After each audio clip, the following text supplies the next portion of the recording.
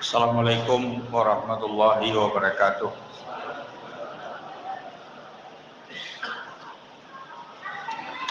Alhamdulillah, wassalatu wassalamu ala rasulillah wa ala alihi wa sahbihi wa man wala. Asyhadu an la ilaha illallah wahdahu la syarikalah wa asyhadu anna Muhammadan abduhu wa rasuluhu la nabiyya ba'dah. Amma ba'd. Kaum muslimin muslimat hadirin berbahagia, marilah kita senantiasa bersyukur hadirat Allah Subhanahu wa taala yang selalu melimpahkan rahmat dan karunia-Nya kepada kita bersama. Kemudian salawat dan salam semoga dilimpahkan Allah kepada Nabi besar Muhammad sallallahu alaihi wasallam dan kepada keluarga, sahabat-sahabat serta siapa saja yang mengikuti sunnah beliau sampai hari akhir nanti.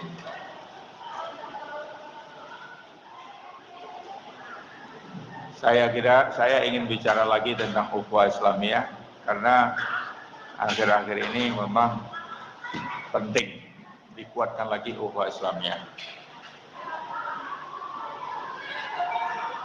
Kalau kita bicara ukhuwah Islamiyah, rujukannya adalah surat Al-Hujurat ayat 10, surat 49 ayat 10.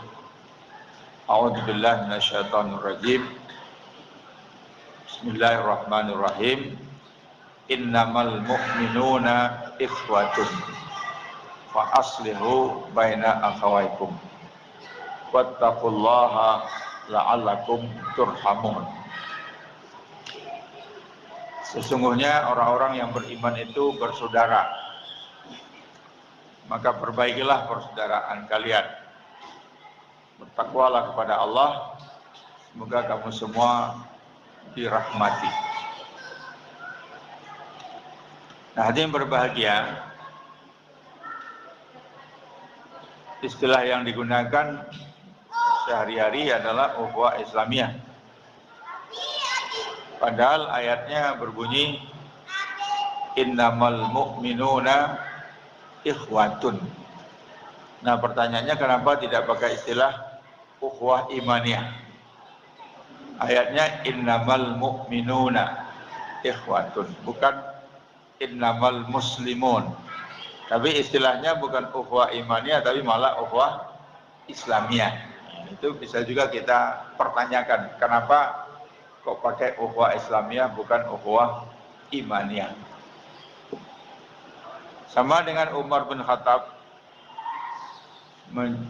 Umar bin Khattab sebagai khalifah memilih gelar Amirul Mukminin, bukan Amirul Muslimin. Ya, karena kata Umar, kalau Amirul Mukminin berarti menjadi pemimpin bagi orang-orang yang beriman. Kalau Amirul Muslimin, pemimpin orang-orang Islam. Nah, belum tentu, kata beliau, semua orang yang mengaku Islam mukmin. Karena di zaman itu ada yang mengaku Muslim tapi tidak mukmin, yaitu munafik. Jadi begitu juga dengan ukhuwah Islamiyah.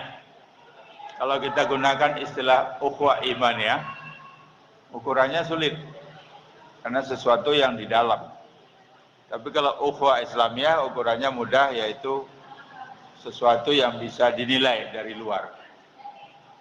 Jadi tugas kita itu atau hak kita itu hanya menilai dari luar, tidak menilai yang di dalam. Nabi Muhammad SAW mengatakan nahnu nahkumu bizawahir wallahu yahkumu bisyara'ir. Kita itu menilai dari segi lahir saja. Jadi kalau orang sudah berbuat baik, nggak usah dipertanyakan, nggak ikhlas dia. Nggak, itu bukan urusan kita.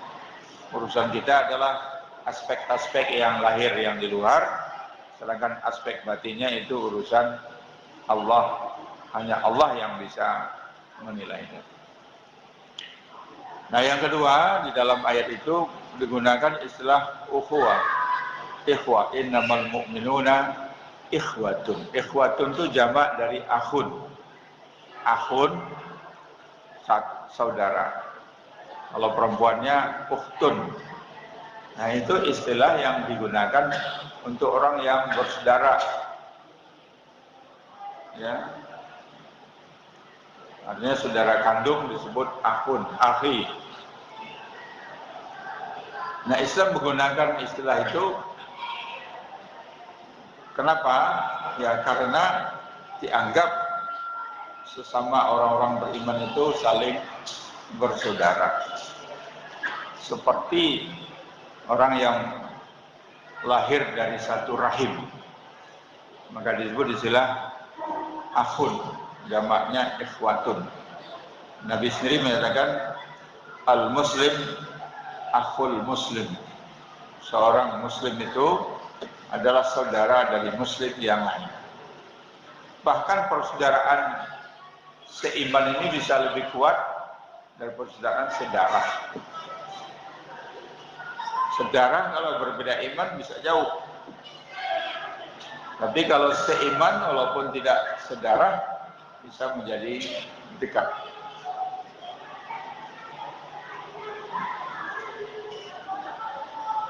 Bagaimana cara kita mewujudkan ukhuwah Islamiyah itu? Kita bisa melihat ya beberapa hadis Rasulullah Sallallahu Alaihi Wasallam menggambarkan betapa atau bagaimana harusnya persaudaraan sesama Muslim. Nabi menyatakan, "Masalul mu'minina fi tawadihim wa tarahumihim kama salul jasadil wahid. Idza ishtaka minhu adwun tada'a lahu sa'irul jasadi bisahri wal humma." Perumpamaan orang-orang yang beriman itu di dalam kasih sayang mereka seperti satu batang tubuh. Apabila satu anggota tubuh sakit, yang lain ikut solidaritas dengan tubuh tadi demam dan tidak bisa tidur.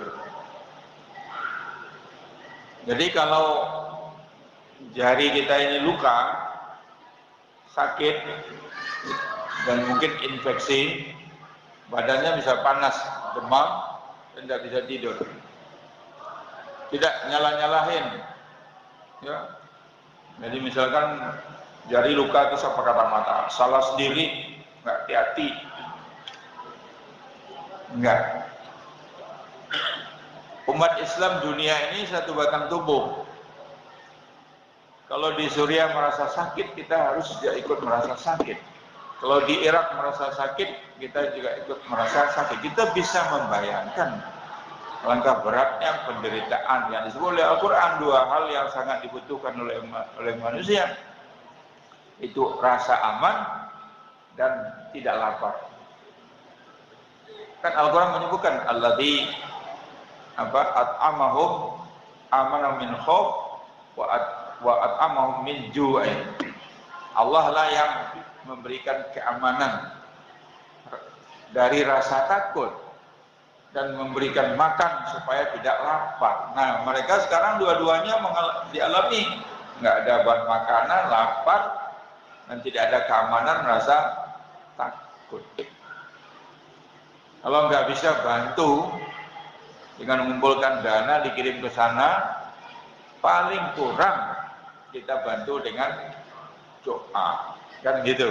Bukan cuma nyalah-nyalahin, kan kita dengar juga sebagian tokoh Islam Indonesia menepuk-nepuk dada, banggakan kita Islam toleran, Islam damai, terus nyalah-nyalahkan orang-orang Islam di pemerintahan. Itu bukan cermin dari ukhuwah Islamiyah. Begitu juga sesama di Indonesia, apa yang terjadi di Merauke akan dirasakan di mana? Sabang. Nah, harusnya Maroko ya. Kalau dunia, apa yang terjadi di Merauke dirasakan di Maroko, apa yang dirasakan di Maroko dirasakan di Merauke.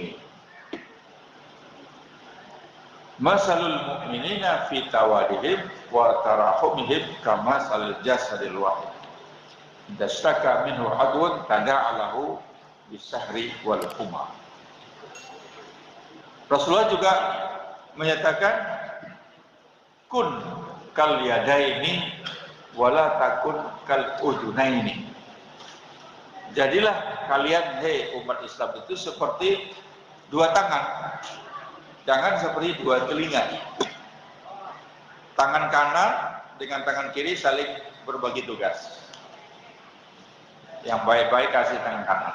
Untuk jabatan, salaman, tantangan hadir, tanda tangan honor. Itu nggak tahu mana yang lebih penting, tantangan hadir, tanda tangan honor, tangan kanan itu. Ya. Kalau saya tambah lagi pakai arloji. Nah, jarang orang arlojinya tangan kanan. Kalau saya arloji kasih tangan kanan lagi. Nanti kalau orang bertanya jam berapa, saya gini aja ini. Daripada saya kasihkan tangan kiri, saya kasihkan tangan kanan. Umumnya yang lain tangan kiri, saya kasih lagi. Tangan kiri tidak pernah cemburu, nggak apa-apa dia. Saya nggak dikasih arloji, nggak apa-apa. Ya, saya bahagia belakang-belakang, bersih-bersih, nggak apa-apa. Nah. Tapi kalau satu saat tangan kirinya sakit, nggak bisa bekerja, apa boleh buat? Terpaksalah yang kanan ke belakang, sekali-sekali. Kalau tangan kanan nggak bisa sendiri bekerja, dibantu oleh tangan kiri. Tangan kanan pegang sendok, tangan kiri bilang garpunya biar saya pegang. Itu. Pegang dua-dua. Itu kerjasama. Tapi kata Nabi, wala takun kal udunain, jangan seperti dua telinga. Tatkala telinga kanan ingin ketemu telinga kiri, kirinya lari. Dikejar lagi, lari lagi dia. Tatkala kiri ingin ketemu telinga kanan, dikejar kanannya, lari. Nggak bisa ketemu. Nah, ini perumpamaan yang bagus dari Nabi Muhammad Sallallahu Alaihi Wasallam. Nabi juga mengatakan, la yu'minu ahadukum hatta yuhibba li akhihi ma yuhibbu li nafsihi. Tidak beriman salah seorang di antara kamu hingga dia mencintai untuk saudaranya apa yang dia cintai untuk dirinya sendiri. Jadi sama-sama dapat. Kalau kita ingin makan, ya kita ingin saudara kita juga bisa makan.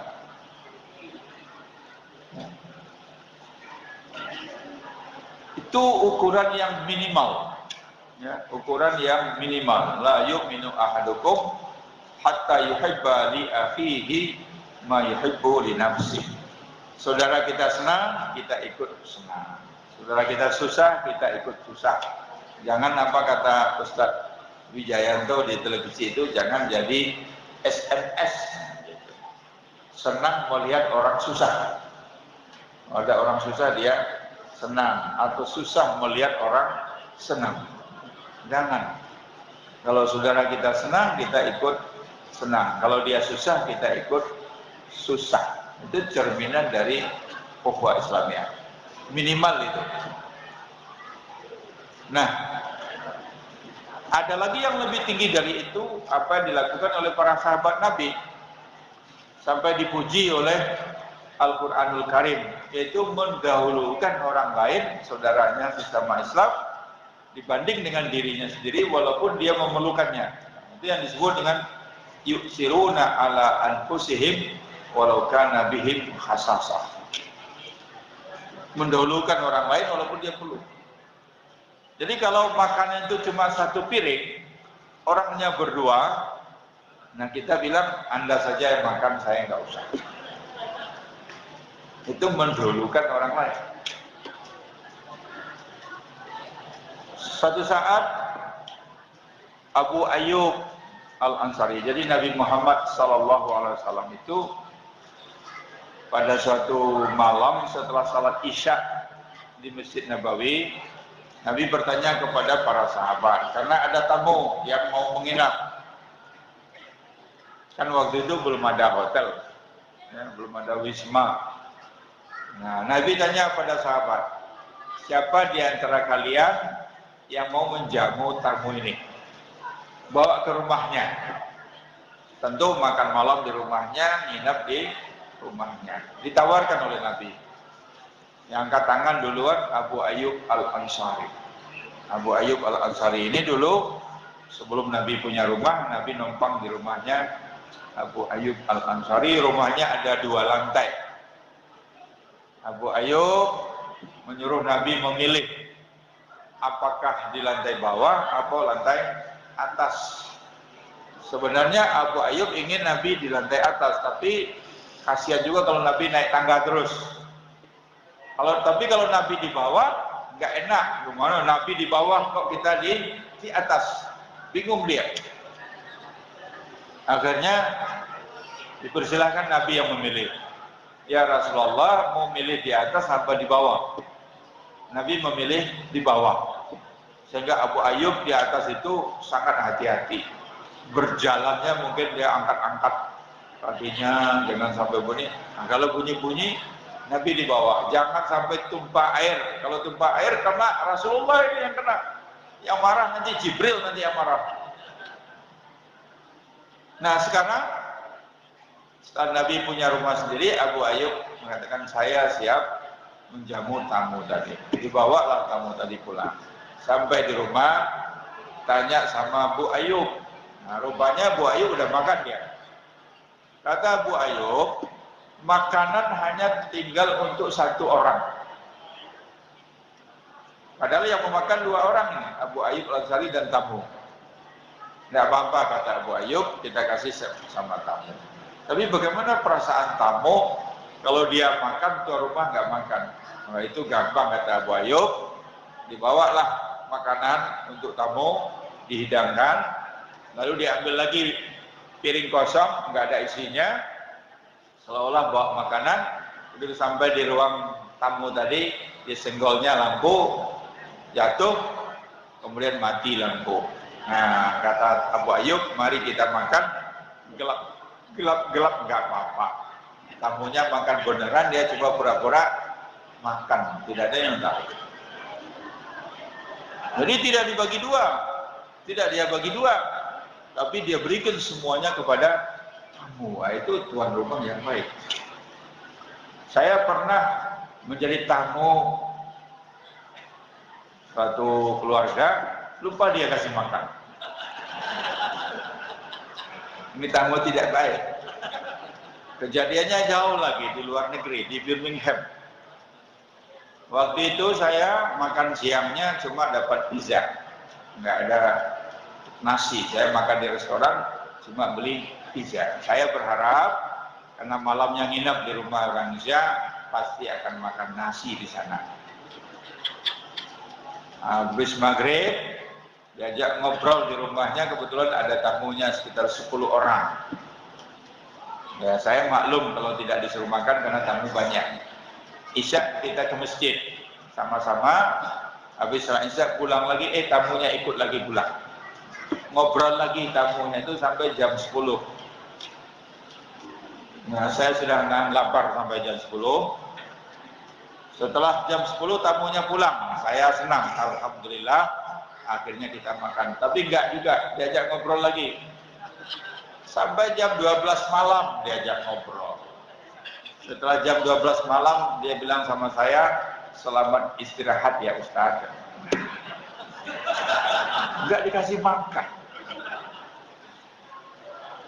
Saya lihat ke jendela kalau ada bakso lewat, sate lewat, enggak ada mie tete, enggak ada satupun di Inggris itu. Walaupun punya uang enggak ada makanan yang lewat. Enak di Indonesia, jam berapapun ada yang lewat. Akhirnya sampai subuh saya menahan lapar. Begitu kita bangun untuk salat subuh, karena saya di lantai atas ya, turun ke bawah dengan suaminya, temu di bawah. Terus apa pertanyaan istrinya yang pertama kali kepada suaminya? Karena begitu dia lihat meja makan masih utuh, istrinya nanya, Mas, kok Ustaz nggak diajak makan tadi malam? Apa jawaban suaminya? Ah, lali aku. Nah, itu tamu yang tidak usah dicontoh. Masa tamu lupa kasih makan? Ya. Nah, belajar dari situ. Lain kali saya kalau bertamu, saya hilangkan basa-basi. Sudahlah. Kalau saya lapar, saya bilang aja langsung. Ya. Pengalaman pernah di buka puasa di Wollongong. Di Wollongong di Australia, musim dingin. Kita buka puasa di gedung pertemuan itu, nasinya dingin sekali. Wah, saya nggak selera makan nasi dingin. Mungkin nasinya ditaruh di kulkas tambah musim dingin. Bayangkan itu rasanya makan nasi es gitu ya, nasi bubuk. Nah, sampai di rumah saya berharap setelah salat tarawih akan dihidangkan makanan nasi-nasi hangat oleh tuan rumah. Ternyata tidak. Tapi saya lihat tuan rumahnya masak nasi mungkin untuk sahur ya, masak gulai. Wah, selera saya sudah. Kalau saya diajak makan nih, masya Allah, enaknya. Tapi nggak diajak makan. Akhirnya tuan rumahnya pamit mau tidur. Enggak, Ustaz nanti aja, saya bilang. Akhirnya tuan rumahnya masuk kamar tidur. Nah, begitu tidur, saya ambil sendiri makanannya di dapur. Saya yakin pasti sudah diizinkan saya makan.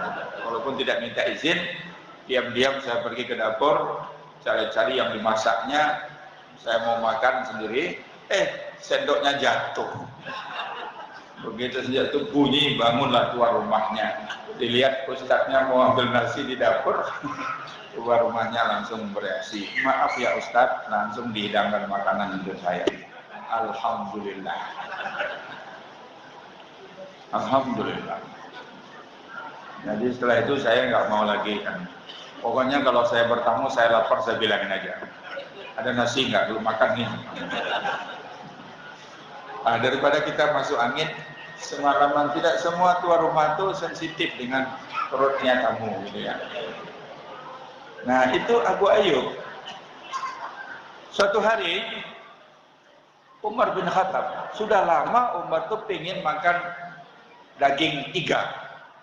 Mungkin iga kalau di sana bukan iga sapi lah, iga kambing lah mungkin ya. Iga onta atau apa gitu. Sudah lama makan itu. Hari itu, malam itu, tetangga rupanya mengantarkan kepada Umar bin Khattab iga lagi. Wah, Umar senang sekali. Sebelum makan, Umar ingat Nabi Muhammad SAW pernah menyatakan, kalau kamu ingin memakan sesuatu, lalu yang kamu ingin makan itu dapat, tidak jadi kamu makan, kamu berikan kepada tetanggamu, kepada saudaramu, pahalanya sangat besar. Itu yang ingat oleh Umar. Umar nggak jadi makan, panggil pembantunya, tolong antarkan iga ini kepada tetangga. Kalau saya nggak mau, saya makan dulu. Paling kurang kita bagi dua, atau malah tunggu sisanya ya, biasanya kan begitu. Ini basi, besok pagi ini kasih sama tetangga. Nah, ini diantar sama tetangga. Umar nggak jadi makan. Rupanya tetangganya punya akhlak yang sama juga dengan Umar. Walaupun sudah kepingin juga makan iga, ingat pula tetangga yang lain, diantar pula ke tetangga. Akhirnya malam itu iganya keliling. Sampai lagi di rumah Umar bin Khattab. Kata Umar, balik lagi iganya. Alhamdulillah, pahala dapat, iga juga. Jangan coba-coba di Balikpapan. Tidak akan balik. Yakin saya tidak akan balik. Kirim iga di sini, mudah-mudahan dia keliling balik lagi. Begitu sampai di rumah tetangga, habis. Nggak balik. Itu akhlak sahabat yang dipuji oleh Al-Quran. Al-Quran memuji langsung, Allah memuji, yu'siruna ala anfusihim walau kana bihim khasasah. Mereka mendulukan orang lain walaupun dia perlu sendiri. Nah, pertanyaannya, ini kan normatif, contoh-contoh yang ideal. Lalu kalau kita bawa ke masyarakat kita sekarang, ketemu nggak itu? Ketemu nggak ukhuwah Islamiyah seperti itu? Malah masjid orang direbut. Enggak ketemu itu. Yang ketemu itu ya ada juga lah bulan Ramadan ini antar kolak, tapi arisan sifatnya. Ya, jadi dia bilang sama mungkin anaknya, antar kolak ini ke rumah tetangga. Selesai. Habis itu apa komentarnya? Ramadan yang lalu kita juga yang ngantar kolak ke rumah tetangga. Tetangga nggak pernah ngantar. Ramadan 2 tahun yang lalu kita juga yang ngantar, dia nggak pernah ngantar. Ini Ramadan yang ketiga kita ngantar, mereka nggak pernah ngantar kolak. Tahun depan nggak akan ada lagi kolak untuk tetangga. Itu namanya arisan. Kalau arisan ya semua harus menerima. Tapi kalau memberi bukan arisan. Beri saja. Perkara tetangga balas atau tidak itu bukan urusan. Yang balas itu jangan harap tetangga. Jangan harap saudara kita yang balas, tapi biar Allah yang mengatur balasnya di mana. Allah yang mengatur. Allah Maha tahu, Maha bijaksana di mana kita memberi dan di mana kita akan. Saya dapat satu cerita dari WA. Sekarang kan guru kita ada WA, ada Google gitu ya. Walaupun kisahnya bukan di sini, tapi menarik juga. Dia punya peternakan domba. Dia punya banyak domba. Lalu dengan rumah tetangga sudah ada pagarnya. Tapi tetangga punya anjing yang besar. Nah, tetangga suka melepas anjingnya ini. Lepas anjingnya, karena anjingnya besar, suka melompati pagar, ngejar domba-dombanya dia. Dia sudah beritahukan sama tetangga supaya anjingnya diikat, tapi tetangganya nggak peduli, tidak mau mengikat anjingnya. Nah, sekarang apa yang mau dia lakukan? Dia pergi ke kota, temui hakim di kota itu, lapor. Kata hakim, mendengarkan ceritamu, kamu sudah cukup bukti, cukup alasan untuk menuntut tetanggamu itu. Silakan dituntut tetanggamu itu karena secara sengaja melepas anjingnya yang besar dan mengejar domba-dombamu. Tapi kata hakim, nah ini hakim bijaksana. Tapi kalau itu kamu lakukan, kamu kehilangan seorang tetangga, kehilangan sahabat seorang tetangga. Mungkin kamu menang di pengadilan, tapi tetangga akan benci denganmu, tetangga akan memusuhimu, kamu kehilangan tetangga. Sekarang tinggal kamu pilih, mana yang akan kamu pilih. Bingung dia kan? Kata hakim, kalau boleh saya sarankan, ada jalan keluarnya. Apa jalan keluarnya? Beri anak tetangga tadi beberapa ekor domba. Anak-anak domba. Nah, akhirnya dia pilih 3 ekor anak domba, dia bawa ke rumah tetangga, diberikan hadiah. Karena tetangga punya anak kecil.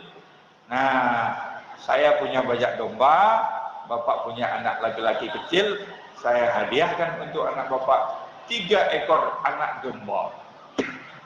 Anak tadi senang, bapaknya sudah senang, dia sering bermain dengan 3 ekor dombanya. Karena anaknya sendiri punya domba, anjingnya langsung diikatnya. Sejak itu tidak pernah lagi tetangga melepas anjingnya, bukan karena domba tetangganya, tapi karena anaknya punya domba. Nah, jadi urusannya selesai dengan memberi. Makanya rumusnya itu bukan take and give atau give and take, tapi give and give. Kalau take and give, ambil dan beri, atau beri dan ambil. Sekali kita memberi, sekali kita menerima. Bukan itu rumusnya dalam persaudaraan, tapi rumusnya adalah give and give. Beri, beri terus. Enak itu, enak yang nerima. Enak yang nerima, enggak enak yang beri, beri terus. Itu teman saya itu sudah sering kita traktir, tapi nggak pernah sekalipun mau mentraktir. Senangnya cuma di traktir. Kalau di traktir cepat dia. Kadang-kadang nggak diajak pun minta ikut enggak. Entah dari mana dia tahu. Tiba-tiba saja dia sudah bergabung. Tahu kita mau makan sate dia gabung. Tahu kita mau makan ikan dia gabung. Tapi belum sekalipun dia mau bayar. Jadi dia maunya ditraktir, tidak pernah mau jadi traktor. Ada teman begitu, tapi dia teman begitu termasuk teman yang nggak disukai orang. Dia kan senangnya cuma ditraktir. Jadi hidungnya tajam.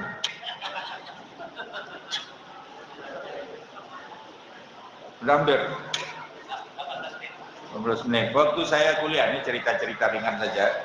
Saya kuliah di Riyadh, ada senior saya begitu.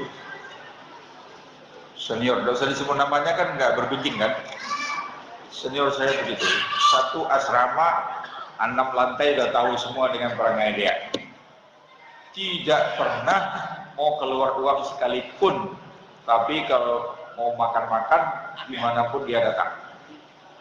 Nah, kali itu kita, hari libur hari Kamis, kita masak ayam. Di lantai 6. Nah, dia tinggal lantai 2, kan sudah jauh dari rumahnya. Teman-teman bilang, abang kita itu nanti daripada dia mendadak datang, tapi diajak bergabung, tapi diminta iurannya. Akhirnya saya diutus, saya datang ke kamar dia, bang, kita mau makan-makan bang, masak ayam di lantai 6, abang ikut nggak? Oh iya, abang ikut. Tapi abang harus iuran. Apa jatah abang? Beras. Ayam kita sudah punya beras. Oh iya, abang beras. Nanti abang antar. Betul. Diantarlah beras ke kamar kami. Itulah pertama kali dia iuran. Nah, setelah masak kita makan siang, datang lagi senior satu lagi yang tidak kita ajak gabung makan. Nah, senior yang satu ini sekarang ada di Belanda, dokter, udah jadi orang terkenal di sana. Datang dia, kami heran, dari mana pula abang satu ini tahu? Kita nggak ngajak-ngajak. Lalu kita tanya, bang, maaf bang ya, bukan kita nggak suka abang datang, dari mana abang tahu? Kok abang tahu saya kita makan-makan di sini? Marah dia. Gimana kalian ini? Abang kan ikut iuran. Tadi abang kasih beras. Rupanya abang yang satu tadi minta beras ke situ. Bukan beras dia. Dia minta beras sama abang yang satu lagi. Ayo kamu mau ikut makan-makan enggak? Iurannya mana? Beras. Alhasil dia tetap enggak bayar apapun. Nah itu. Satu kali dibuat pembalasan. Diajak dia makan ke restoran Pakistan di pasar. Ada mungkin 5 orang makan-makan dengan dia, tapi sudah ada konspirasi. Begitu selesai makan, yang satu pamit keluar sebentar. Saya keluar sebentar ya. Nah, dia tidak balik lagi. Yang satu lagi bilang, kemana sih kok nggak balik? Saya lihat ya. Keluar satu lagi, sampai 4 orang habis. Tinggal dia sendirian, nunggu teman-temannya sudah naik bis pulang ke asrama. Begitu mau bayar, begitu nggak ada, terpaksalah dia bayar makan kali itu 5 orang sekaligus. Tapi abang yang saya ceritakan ini sudah meninggal dunia sekarang. Kalau abang yang satu lagi masih ada di Belanda sana, dokter. Kalau saya ceritain itu mesti dia ketawa itu.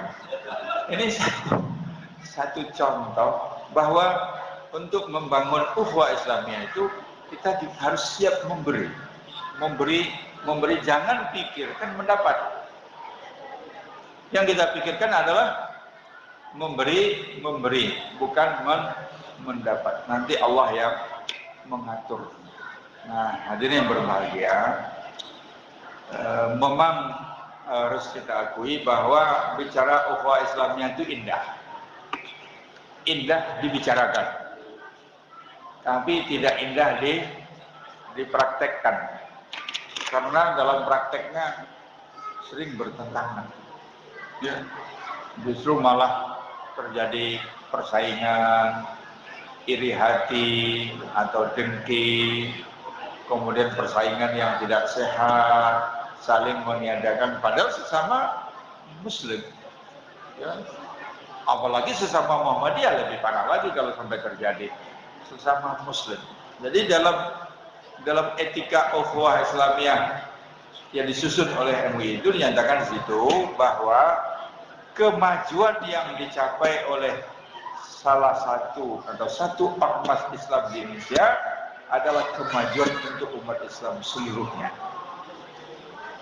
Kemajuan yang dicapai oleh satu ormas Islam adalah kemajuan untuk Islam seluruhnya, sehingga satu ormas tidak boleh dengki, tidak boleh cemburu kepada ormas yang lain.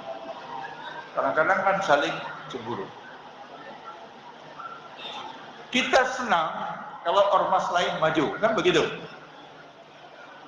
Jadi Muhammadiyah itu senang kalau NU maju. NU juga senang kalau Muhammadiyah maju. Nah ini contohnya dua itu aja lah, NU dan Muhammadiyah. Nah NU Muhammadiyah itu kayak istri pertama dan istri kedua, suka cemburu-cemburuan. Harus begitu. Sekarang ini kata Ketua PWM Jawa Tengah Bapak Tafsir, dia kan Bapak Tafsir itu dari Kebumen, itu seluruh keluarganya NU, hanya dia sendiri saja yang Muhammadiyah. Seluruh keluarga aktivis NU, hanya dia yang Muhammadiyah. Jadi dia suka nguping-nguping juga omongan saudara-saudaranya. Dia bilang, kalau NU tuh ngomong, obsesinya adalah bagaimana caranya kita punya perguruan tinggi seperti Muhammadiyah. Nah, itu obsesinya. Punya perguruan tinggi kayak Universitas Muhammadiyah Malang, Universitas Muhammadiyah Surakarta, Universitas Muhammadiyah Yogyakarta, itu obsesinya. Kalau Muhammadiyah lain lagi katanya, obsesinya gimana caranya kita punya pesantren seperti NU. Jadi NU pengen punya perguruan tinggi, Muhammadiyah pengen punya pesantren. Nah, lalu kata Pak Tafsir, akhirnya NU bikinlah perguruan tinggi, lama-lama jadi pesantren juga. Tadinya mau buat perguruan tinggi, lama-lama ujung-ujungnya jadi pesantren juga. Sementara Muhammadiyah bikin pesantren, ujung-ujungnya sekolah juga. Masih lumayan ujung-ujung sekolah. Kata Pak Tafsir, kadang-kadang ujung-ujungnya tempat kos. Jadi kita tahu memang ada kelebihan kita dan ada kelemahan kita. Ya, kelebihan kita bangun sekolah, perguruan tinggi. Kelemahan kita bangun pondok pesantren. Walaupun sekarang PP Muhammadiyah menyadari itu, Muktamar juga merekomendasikan, maka dibentuklah lembaga pengembangan pesantren Muhammadiyah. Total pesantren udah masuk. Karena sudah masuk ya nggak boleh ditambah. Selamat berbuka puasa. Billahi taufiq wal hidayah. Wassalamualaikum warahmatullahi wabarakatuh.